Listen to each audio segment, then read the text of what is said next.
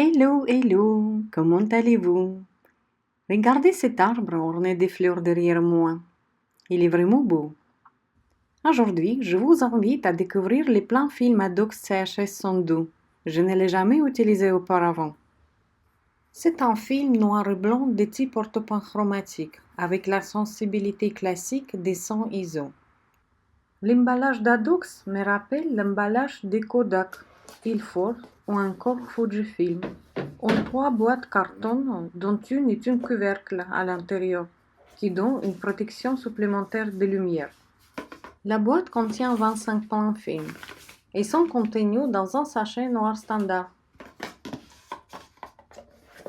À ma grande surprise, chaque plan film est séparé par une page noire à l'intérieur. Le film est très épais, avec la qualité similaire à celui-ci des Kodak. Comme vous pouvez voir, à droite, je tiens Kodak et à gauche, c'est Adox. Retour à la prise de vue. Je vous montre très rapidement. Le posimètre m'indique 1/60 secondes pour f16. J'ai déjà appliqué ces données sur l'obturateur. J'insère les porte-films, je retire les volets de protection et je déclenche.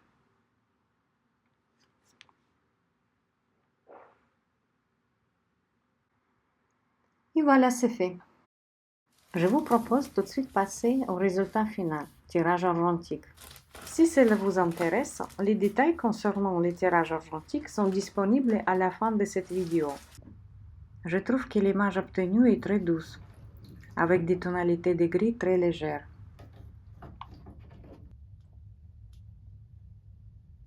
Ces jours-là, le ciel a été dégagé, en mettant l'accent sur les textures de cet arbre solitaire, sur les formes de ses branches et de ses 3 troncs.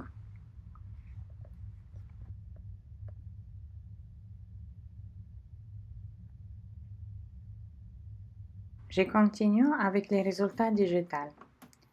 Je scanne mes négatifs à l'aide de mon scanner Epson V700. À gauche d'écran, vous pouvez voir les paramètres préenregistrés. Un peu de patience, le résultat est là. Je remarque que la version digitale est légèrement sous-exposée. Et je scanne ces négatifs en format TIFF. Le moment de vérité. La vérité digitale nous donne un résultat légèrement sous-exposé par rapport à son original argentique. Mais, comme c'est digital, nous pouvons facilement passer les ajustements nécessaires afin d'approcher les résultats à son original argentique, et encore plus facilement d'améliorer et obtenir un résultat encore plus fascinant, plus contrasté, à son goût, facile. À la fin de cette courte vidéo, je vous montre les détails des tirages argentiques. Aujourd'hui, j'utilise les papiers photo RS, les papiers faciles et bon marché. Il y a des étapes à respecter avant de procéder au tirage final. Pour commencer, il faut d'abord faire votre feuille de contact. Cette feuille de contact vous permet de voir tous les détails de votre négatif, les endroits surexposés ou sous-exposés, défauts des négatifs, et il est nécessaire de déterminer d'abord la durée d'exposition et le grade idéal.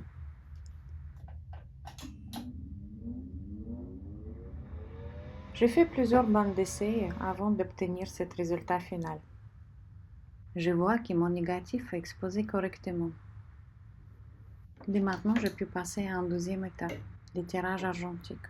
Je commence par insérer les plans film dans les porte-films. Attention à la poussière. J'utilise mon agrandisseur de verre 504 et la magie commence.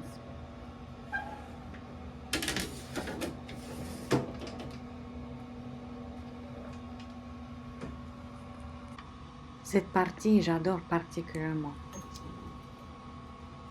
J'ai réglé l'agrandisseur. J'utilise mon chercheur de mise au point et je vois bien les grands défis. Je vous confirme, ils sont très fins. Attention, il est important de procéder avec l'ouverture de l'objectif maximal pour mieux voir. Dans mon cas, j'utilise un objectif avec une ouverture maximale de 5,6. Je ferme le diaphragme à f11 et je continue par le tirage des bandes d'essai. Je vais vous montrer juste après, en lumière du jour, comment j'ai procédé des bandes d'essai.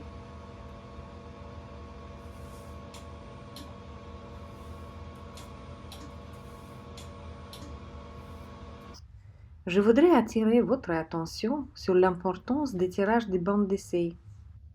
Un négatif contient des ondes et des densités différentes. Comme dans mon cas, il y a des parties d'ombre et il y a des parties de soleil. L'intensité lumineuse est différente. Il est important donc de trouver une exposition correcte pour toutes les parties de la photo. Et je peux vous dire, dans ce cas, c'est encore une photo très facile. Je vous montre dans la lumière du jour comment j'ai procédé. La technique d'un tirage des bandes d'essai est très simple. Il faut juste couper des bandes au même papier ce que vous envisagez d'utiliser pour le tirage final et couvrir la bande avec un verre. Exposez une première partie des bandes d'essai, couvrez et exposez de nouveau continu jusqu'à la fin des bandes. Et puis vous développez votre bande d'essai et refaites si besoin.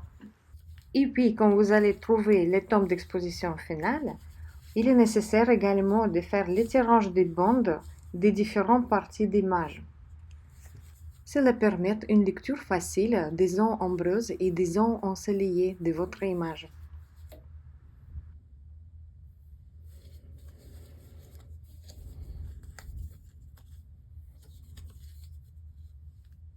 Et enfin, la dernière étape, c'est le tirage sur les papiers. Attention aux papiers, assurez-vous de les tourner des bons côtés. Normalement, les textures du papier est facilement identifiable. Voilà des heures passées dans mon labo pour juste quelques secondes de tirage final.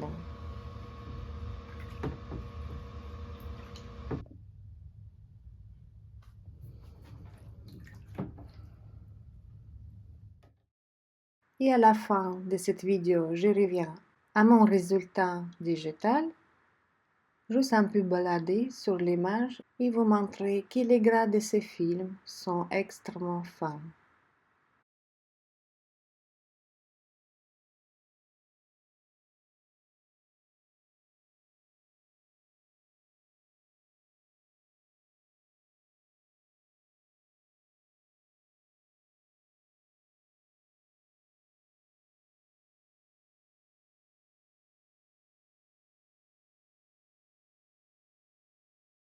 Et peut-être vous avez remarqué cette ligne sur l'image, analogue et digitale.